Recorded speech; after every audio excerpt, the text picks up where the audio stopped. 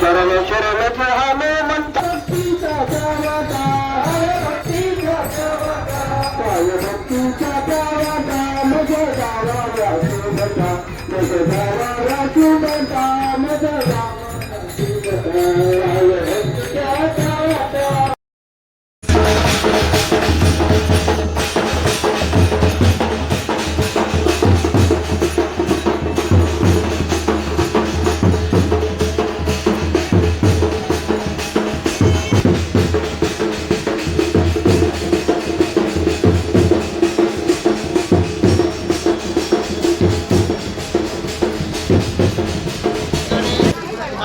यांच्या या ठिकाणी यांनी जेवणाची व्यवस्था केलेली आहे.